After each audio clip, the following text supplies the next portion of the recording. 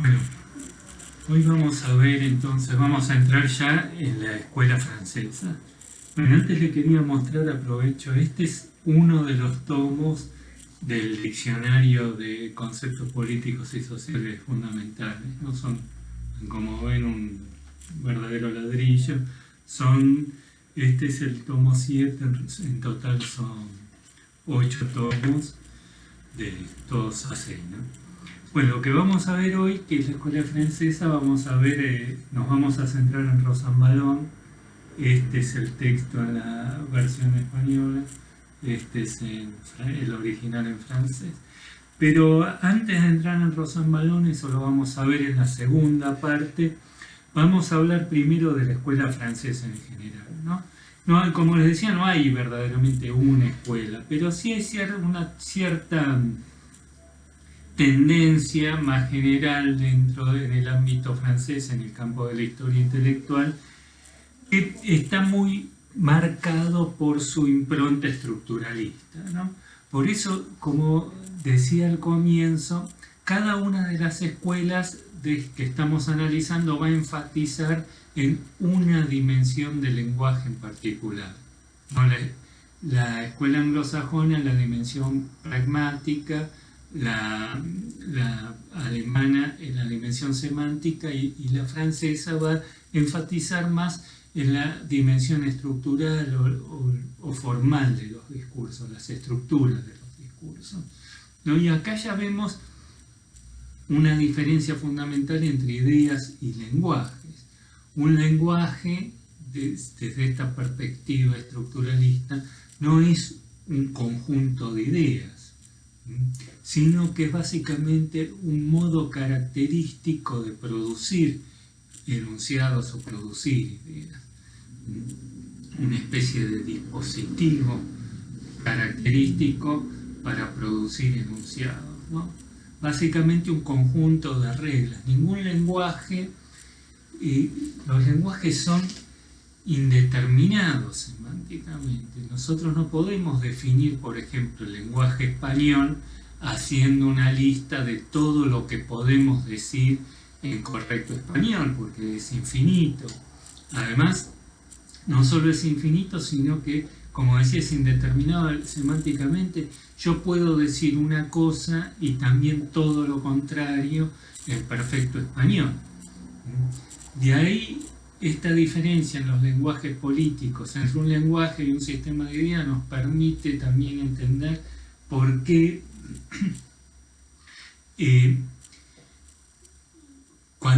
¿por qué este problema que suelen encontrar los historiadores, que cuando intentan definir algún lenguaje político como liberalismo, conservadurismo, lo que fuera, nunca se aplica a ningún autor, nunca se va a aplicar a todos los autores, se puede aplicar a algunos, pero nunca a todos, porque justamente un lenguaje, si lo entendemos como un lenguaje, no se puede reducir a ningún conjunto de enunciados.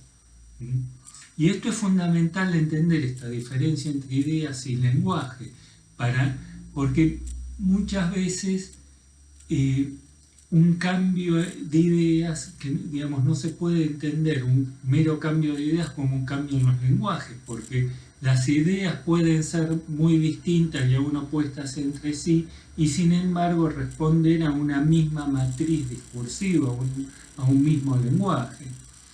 Y viceversa, la recurrencia de ciertas ideas puede llegar a ocultarnos los cambios a nivel de los lenguajes subyacentes, de las estructuras discursivas dentro de los cuales esas ideas se inscriben y de las que toman su sentido concreto. Por eso es fundamental no confundir un cambio de ideas con cambio de los lenguajes, o viceversa, la permanencia de las ideas con la permanencia de los lenguajes, ¿no? Un lenguaje es básicamente una realidad simbólica de segundo orden, un modo de producción de enunciados, bueno, lo que Mosterin llamaba conceptores, conceptos de conceptos, ¿no?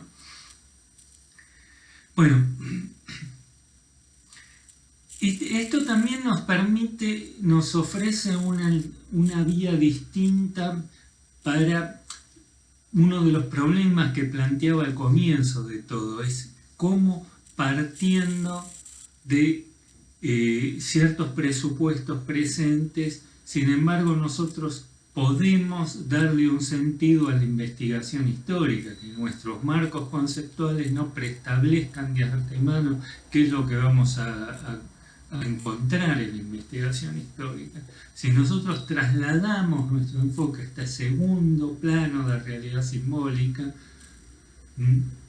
esta realidad simbólica de segundo grado, que son los lenguajes y no las ideas, ya no tenemos forma de saber qué vamos a encontrar cuando nos confrontemos a los textos. Un lenguaje delimita cierto ámbito, cierto horizonte, lo decible o lo indecible, pero lo que se pudo haber hecho en el interior de ese lenguaje es absolutamente indeterminado. No tenemos forma de saber de antemano qué es lo que concretamente se hizo con ese lenguaje. Es decir, acá encontramos una vía que, si bien ¿no? inevitablemente nosotros vamos a partir de ciertos presupuestos, sin embargo la investigación histórica no se vuelve tautológica, ¿no? Ahí se abre un espacio de indeterminación y un espacio de análisis, ¿no? Algo que solo vamos a conocer como resultado de la propia investigación histórica y no como ocurre con los modelos de pensamiento, que cuando situamos el enfoque en el plano puro de las ideas y preestablecemos qué ideas se corresponden a cada modelo, ya no vamos a encontrar nada que ya no sepamos, ¿no? Bueno, esta énfasis en la dimensión estructural del lenguaje, en las formas de los discursos, que es característico de la escuela francesa, también va a problematizar la cuestión del cambio conceptual. Como venía diciendo ya antes, estudiar cómo cambian las ideas es algo relativamente sencillo. Uno dice una cosa, después dice otra cosa y cambió de idea. Pero cómo cambian los lenguajes es algo infinitamente más complejo, ¿no? La pregunta que se plantea acá es cómo un enunciado surgido en el interior de un lenguaje, es decir, cuyas reglas de producción de enunciados presupone ya como válida, sin embargo, nos termine obligando a revisar esas mismas normas, es decir, cómo un enunciado puede rebelarse contra sus mismas condiciones de producción. Bueno, esto es, digamos, cómo torsiones producidas en el interior de un lenguaje nos pueden obligar puede llegar a terminar redefiniendo esas mismas reglas. Esto no es algo, como le decías, en absoluto sencillo de entender, y apelar, por ejemplo, a la idea del autor, como hace Skinner, en realidad es la más sencilla de las soluciones, que en realidad no resuelve nada, ¿no? Más bien lleva a simplificar, a trivializar esta cuestión, ¿no?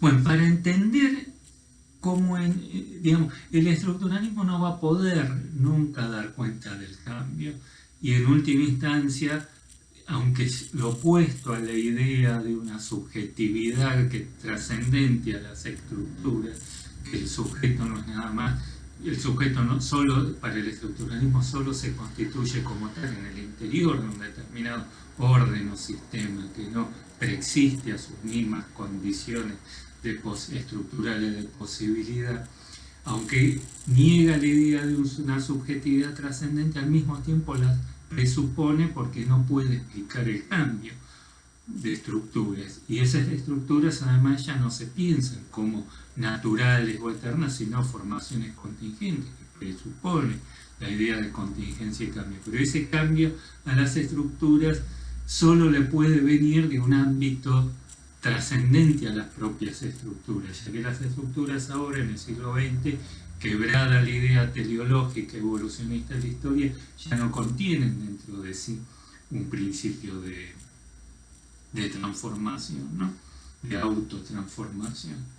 No tienen un impulso inherente hacia su autotrascendencia.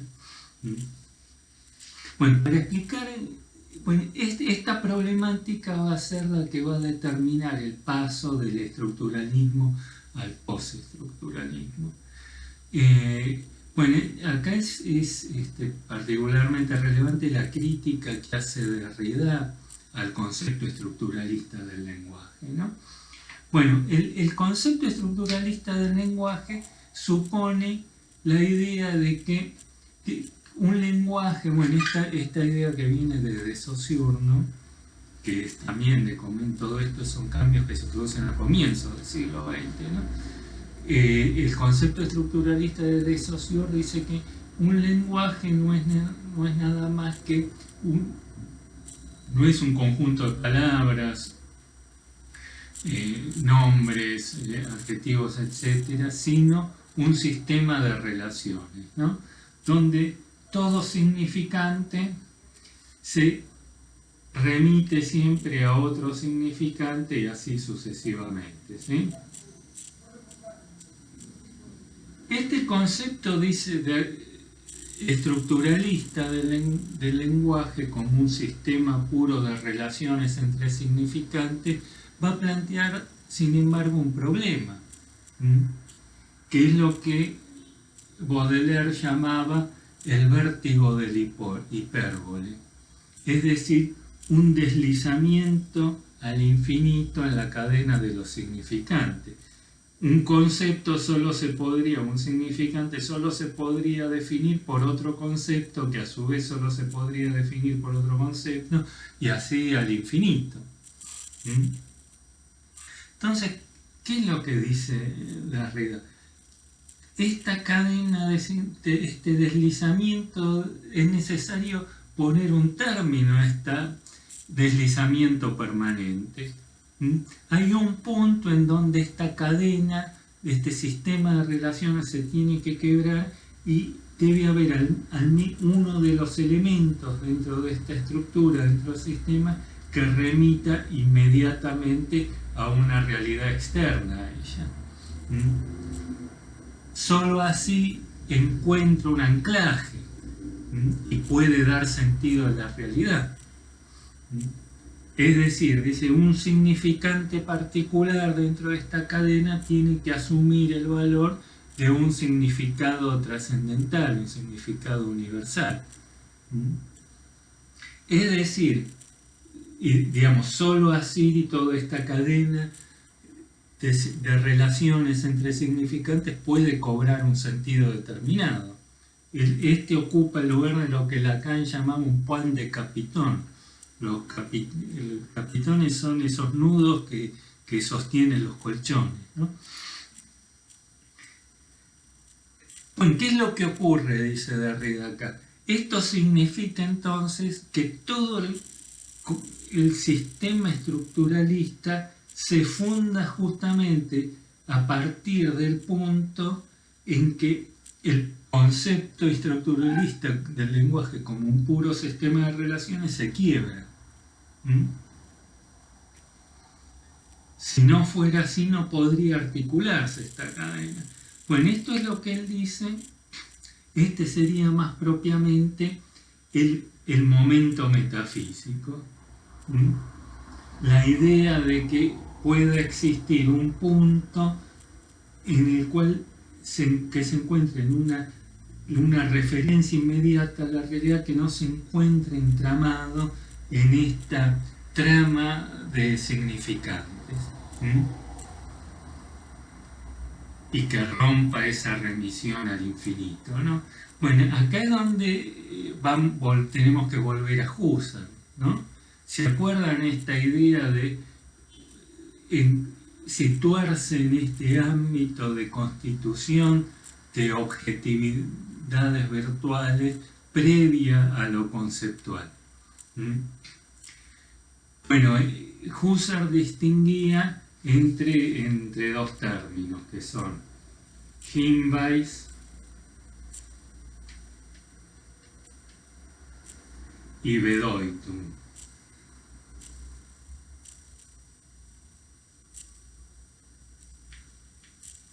¿No? Se lee Hinweis y Bedeutung. Hinweis suele ser traducido como indicación y Bedeutung como el querer decir o entendimiento. Hinweis remite a un tipo de significación que se encuentra siempre atrapado dentro de esta malla de los lenguajes. En cambio, Bedeutung, el querer decir, es el momento de idealidad. Bueno, está ligado a la idea de la autoafección, ¿no? La idea de nuevamente, una referencia inmediata a la realidad que no se encuentre atrapado, encastrado dentro de la materialidad de los lenguajes empíricos, que harían imposible entonces la fijación del sentido, ¿no? Esta remisión al infinito en la cadena de los significantes es lo que Derrida llamaba la diferencia. Es por un lado, bueno, siempre hay una diferencia inherente, porque todo sentido se encuentra siempre desfasado, y la producción de un sentido se va a encontrar siempre diferida, ¿no? Tiene ese doble sentido, el concepto de diferencia o nada en el medio. Bueno, Husserl busca entonces encontrar cómo se produce este modo de referencia inmediato, la realidad, que es la idea de la autoafección. Él termina encontrando el modelo de la autoafección, de este querer decir de Bedeutung, en el monólogo interior, ¿no? Bueno, esto es la crítica después que le va a hacer Derrida, sobre todo en La voz y el fenómeno, cómo en realidad él nunca va a poder escapar de las mallas del lenguaje, ¿no? Bueno, la pregunta va a ser entonces cómo se produce un sentido desde el momento en que esta referencia inmediata, la idea de una referencia inmediata a la realidad, se revela siempre imposible, ¿sí? Que no hay forma de escapar de las mallas del lenguaje. Bueno, lo que muestra Derrida en última instancia es cómo entre fenomenología y estructuralismo, que son lo opuesto, son contradictorios entre sí, pero al mismo tiempo se reenvían uno a otro permanentemente. Uno no puede funcionar sin el otro. Así como el estructuralismo necesita el momento metafísico, fenomenológico, la fenomenología no puede escapar nunca del ámbito estructural y encontrar un momento de idealidad puro, prístino. Bueno, en última instancia, como les decía, estructuralismo y fenomenología, es decir, sistemas autorregulados y subjetividad trascendental o acción intencional subjetiva, son lo opuesto, pero se suponen mutuamente porque juntos articulan un mismo suelo de saber. ¿Qué es lo que en el último tercio, digamos, este suelo de saber es el dentro del cual se inscriben todas estas teorías que venimos analizando, pero es también las que en el último tercio ya del siglo XX empiezan a entrar en crisis, ¿no? Nosotros habíamos visto ya cómo a comienzos del siglo XX se produce esa suerte de bifurcación en el régimen de saber, esta oscilación permanente entre estructuralismo y fenomenología, ¿no? Que habíamos visto el caso de la electrodinámica, como los de Maxwell y Faraday, que es de donde van a hacer después la teoría de la relatividad, se pasa de una física de los elementos a una física de los campos. Bueno, los sistemas son sistemas autorregulados que solo tienden ahora a reproducir su lógica inherente, ¿no? Y el cambio le viene desde afuera. Ahora, esos cambios ya no son cambios que se den en forma gradual o evolutiva, sino que de repente se produce una configuración, una reconfiguración global del sistema. Henri Bergson hablaba en esos mismos años, comienzo del siglo XX, como golpes de caleidoscopio. De repente surge una estructura completamente nueva, ¿no? Bueno, y esto supone entonces sí, una idea mucho más fuerte de la temporalidad. La idea que lo nuevo no se puede explicar como una mera desarrollo, evolución o resultado de las condiciones precedentes. Bergson va a decir, el tiempo es invención o no es nada. Y estos cambios, como se dice, ya les había mencionado, el paso del darwinismo al neodarwinismo, la biología del siglo XX, bueno, aparecen formas absolutamente nuevas que se dan de forma súbita, global y azarosa, ¿no? Bueno, el propio Bergson daba el ejemplo del ojo. El ojo es un órgano infinitamente complejo y no se puede formar de a poco. No puede haber un iris o una córnea si no existe una pupila, etcétera, etcétera. No tiene sentido, se formó todo de golpe o no se forma. Estos cambios son globales y súbitos, no se dan por una formación gradual, ¿no? Bueno, este carácter ya más fuerte de la temporalidad, por un lado, está asociado bueno, a la idea de que bueno, en el siglo XX ya se pensaba que los sistemas, tanto los órdenes conceptuales como las teorías, así como los órdenes, sistemas políticos y jurídicos, tienen una naturaleza axiomática.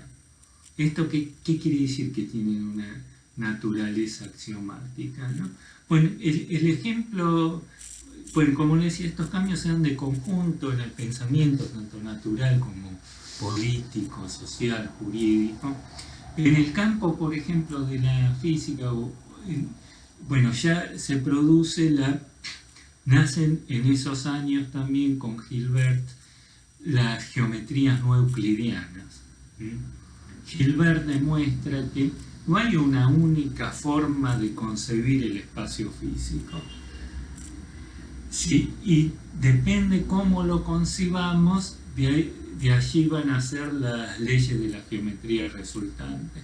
Si nosotros lo pensamos como el universo como plano, y el espacio físico como plano, vamos a tener determinadas leyes de la geometría. Ahora, si lo pensamos que el universo es curvo, vamos a tener otras leyes de la geometría. Ya en un espacio físico curvo ya no se aplica, por ejemplo, la idea de que las paralelas no se tocan o que la distancia más corta entre dos puntos es la línea recta, sino que es la geodesia, ¿no? Bueno, esto mismo, digamos, todo orden conceptual parte de ciertos presupuestos, que es lo que decía Husserl, el momento arqueológico, digamos, cuando se instituye unas determinadas premisas, a partir del cual luego se puede estructurar un orden de tipo conceptual. Pero las premisas le vienen dadas al sistema y no se pueden demostrar en el interior de ese sistema. Ese es el famoso teorema de Gödel, ¿no? Lo mismo pasa con Kelsen con los sistemas jurídicos. Según los principios de los que partamos, vamos a tener otro orden jurídico normativo.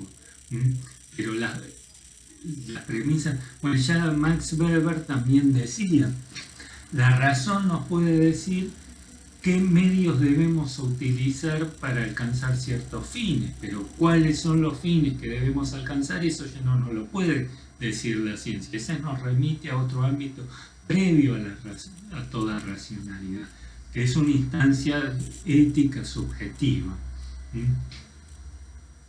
Bueno, esta es la instancia transsistémica, esa dimensión de subjetividad previa a las estructuras.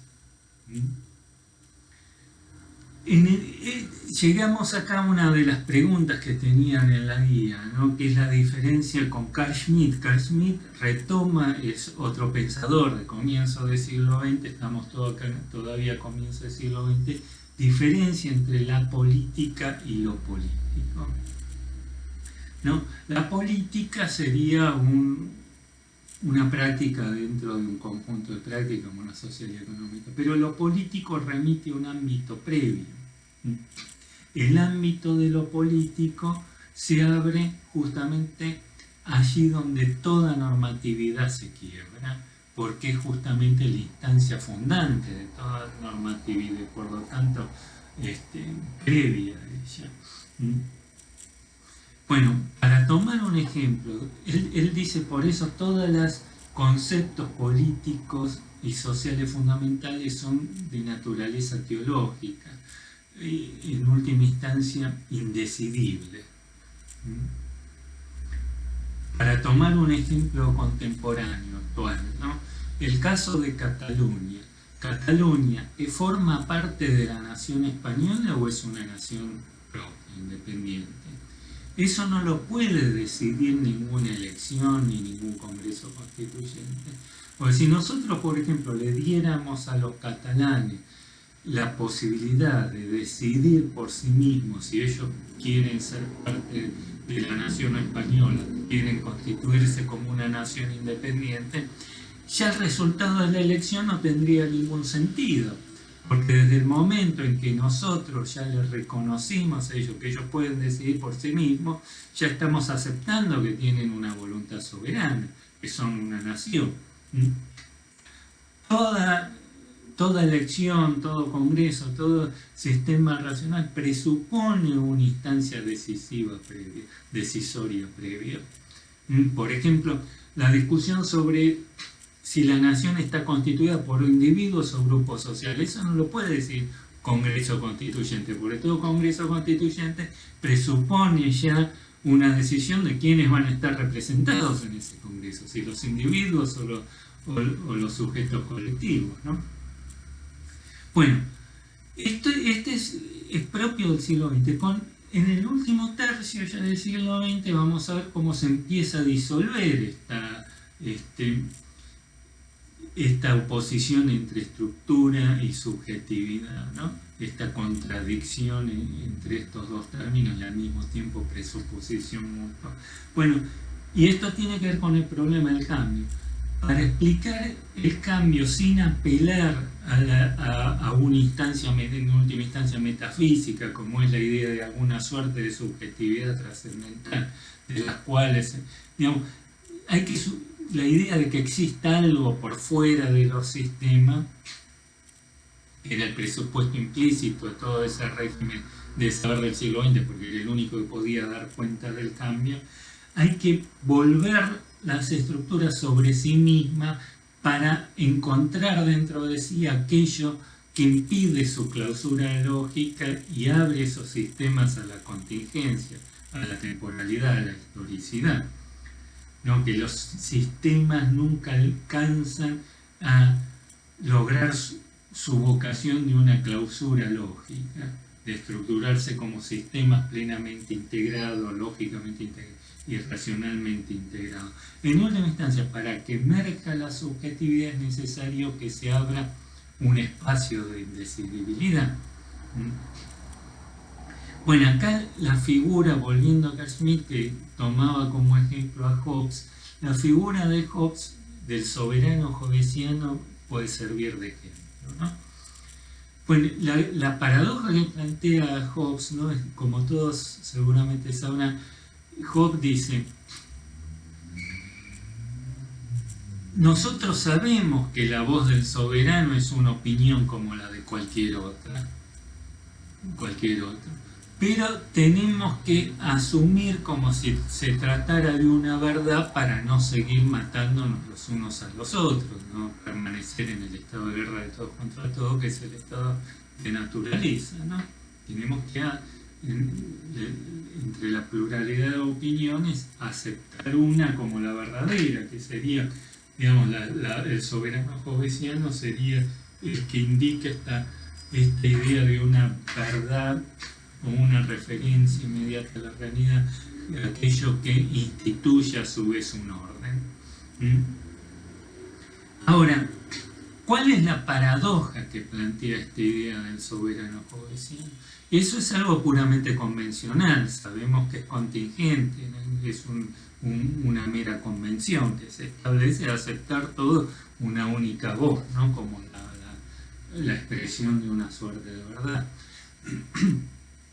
Ahora, la paradoja que se plantea es que para poder terminar con la violencia es necesario entonces que haya uno que pueda ejercer una violencia sin límites, porque si le ponemos límite al soberano ya no salimos del estado de naturaleza. Ahora, la paradoja es esta, que el soberano hobbesiano él mismo sigue estando en el estado de naturaleza, donde no obedece a ninguna norma. Es decir, para establecer un orden, un sistema normativo, es necesario que haya uno que se coloque por fuera de ese orden. Y que es eso que está por fuera de ese orden justamente lo que funda ese mismo orden. Es decir, que el soberano aparece como un residuo de estado de naturaleza en el interior del estado de sociedad civil. Es decir, es la huella, el punto es esto, la huella de la contingencia, de la convencionalidad, de los modos de institución de ese orden, va a teñir de contingencia todo el funcionamiento subsecuente de ese mismo orden. Es ese residuo de irracionalidad que permanece en el interior del propio orden. Y es eso lo que impide la clausura sistémica de todo orden conceptual y el que lo abre a la temporalidad. En última instancia, la idea de una instancia externa que introduce una novedad en el sistema no es nada más que la proyección hacia el exterior de ese vacío constitutivo inherente que se encuentra en la base de todo orden o sistema normativo, ¿no? Lo que bueno, es esta, por ejemplo, esto supone entonces una desustancialización de los conceptos políticos y sociales, una suerte de reversión del Sattelsheim. Durante el Sattelsheim vimos se había producido una sustancialización de los conceptos, aparece el concepto de historia como una suerte de macro sujeto, etcétera, etcétera. Ahora se produce esa desustancialización. Bueno, el mejor ejemplo nuevamente acá es la idea de justicia de Derrida. La idea no existe una justicia, una objetiva, algo más allá de lo legal. Lo que existen son las normas convencionales, sistemas normativos. La justicia solo funciona para Derrida como... Bueno, la justicia es aquello que yo siempre puedo invocar para impugnar un sistema normativo dado, un sistema legal dado. Yo siempre puedo decir, bueno, esto es legal pero no es justo. No quiere decir que no exista algo más allá de lo legal, pero, digamos, la justicia funciona como el supuesto de que hay un más allá de lo dado sin que efectivamente exista algo más allá de lo dado. Simplemente indica esa naturaleza contingente, convencional, histórica, de todo orden instituido. Que no es un orden por lógica natural y racionalmente integrado, sino que es un orden contingente, que hay algo más, existe un más allá de lo dado, pero sin que exista verdaderamente. La justicia pasa a ser nada que pueda definirse, simplemente el índice de ese vacío constitutivo en el interior de todo orden instituido. Y esto, bueno, como les decía, atraviesa este otro cambio, también atraviesa de conjunto el pensamiento occidental, no solo el pensamiento filosófico, político, sino también en el ámbito de las ciencias naturales. Bueno, también en el ámbito de las ciencias naturales se ha colocado en estos últimos años, en esos últimos 30, 40 años ya, la noción de acontecimiento en el centro. El acontecimiento en un sentido mucho más fuerte, no es el mero azar. Digamos, en un juego, volviendo al concepto estructuralista del lenguaje, no se trata del cambio como un mero azar. Digamos, en un juego de dados, por ejemplo, yo no sé qué va a salir. Eso es azaroso. Pero una vez que sale, yo puedo inscribirlo en mi grilla, es decir, este es póker, fútbol, escalera, lo que fuera. La pregunta es cómo puede haber un tiro de dados que no tenga dónde escribirlo, que me obligue a reformular toda mi grilla. Esa es la idea fuerte de acontecimiento, bueno, que aparece por ejemplo en la biología con la idea de los sistemas autopoiéticos como Maturana y Varela, ¿no? Es decir, bueno, los modelos cibernéticos de retroalimentación positiva de las desviaciones producidas, ¿no? Pues vamos a ver ahora, bueno, en el campo quizás el mejor ejemplo de este cambio es la termodinámica de los sistemas disipativos de Prigogine.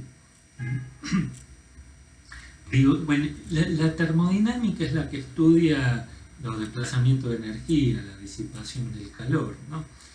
En esto, bueno, la termodinámica del siglo XIX instala ya una idea teleológica, pero algo distinta a la de la biología, que vimos que aparece con von Baer y con embriología a comienzos del siglo XIX. La idea teleológica que aparece en el evolucionista teleológica en la segunda mitad del siglo XIX ya va a ser un poco distinta a la del organicismo. Se empieza a aflojar el rígido determinismo organicista. En los sistemas disipativos, perdón, en los sistemas termodinámicos, y toda la biología de la termodinámica del siglo XIX va a estar, las leyes de la termodinámica, las tres leyes fundamentales, se van a formular a la segunda en torno a 1850.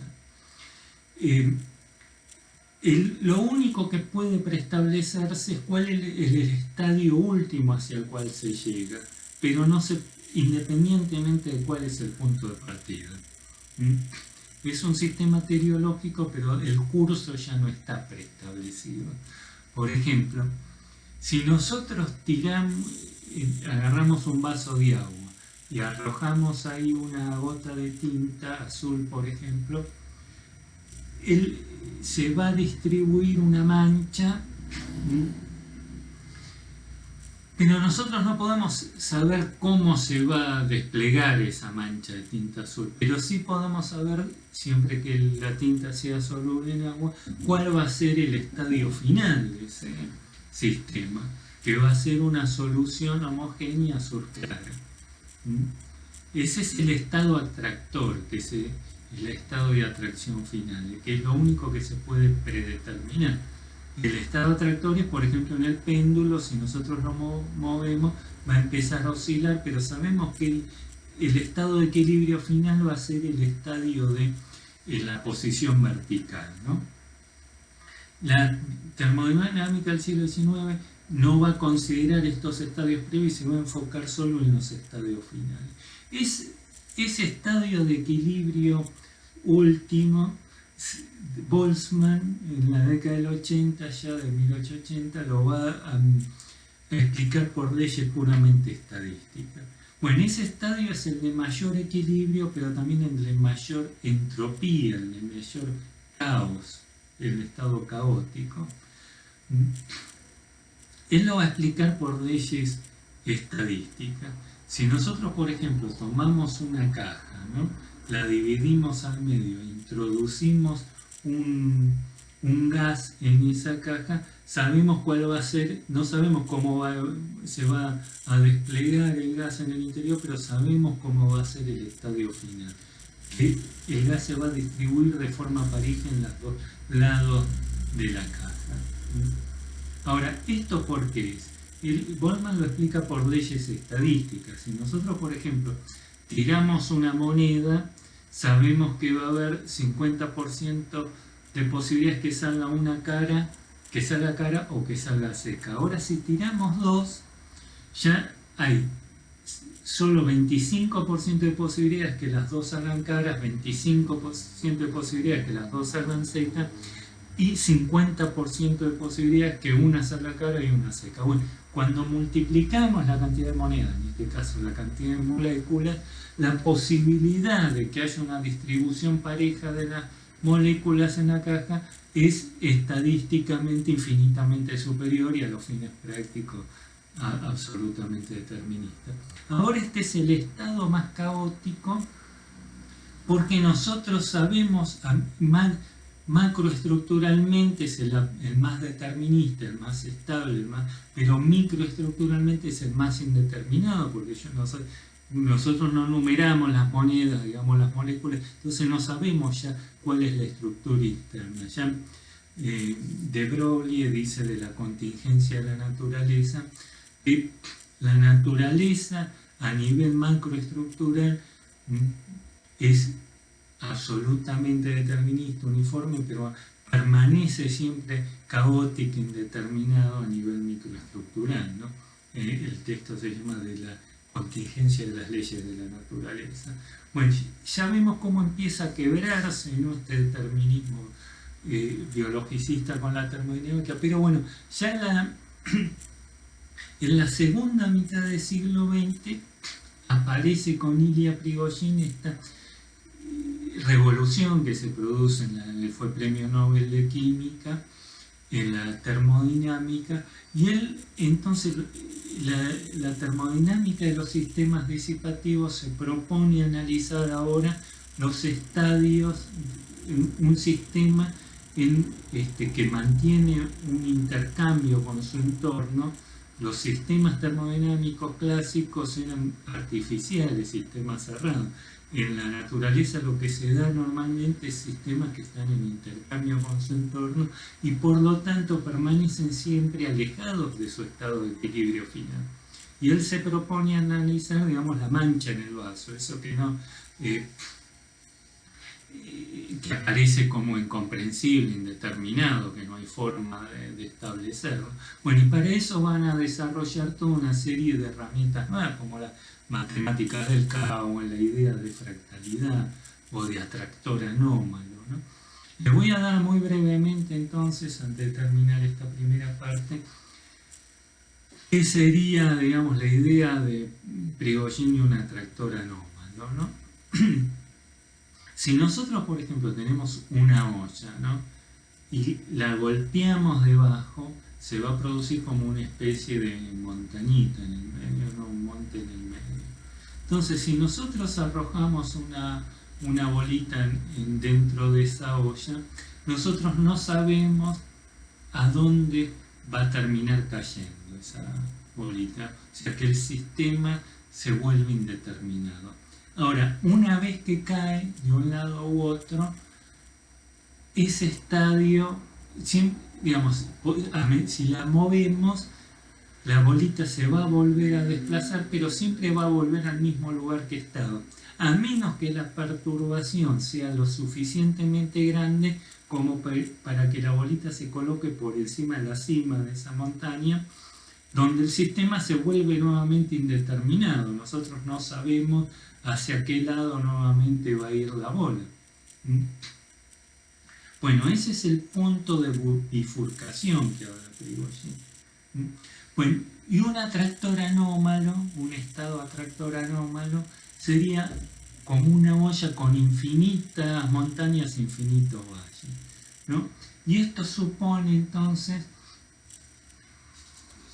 bueno, una característica. En ese momento, a partir de un punto de bifurcación, el sistema tiende a evolucionar a nuevos sistemas de contingencia que son ya impredecibles en su punto de partida. Esto supone la idea de un cierto horizonte de temporalidad, ¿no?, que la multiplicación de las desviaciones es imposible, ¿no?, tanto toda predicción prospectiva o toda reconstrucción retrospectiva, porque la huella la memoria de los estados anteriores se termina perdiendo. Bueno, él habla entonces ya como las ideas de orden y caos ya no son contradictorias, de estructura y cambio, de sistema y transformación, sino que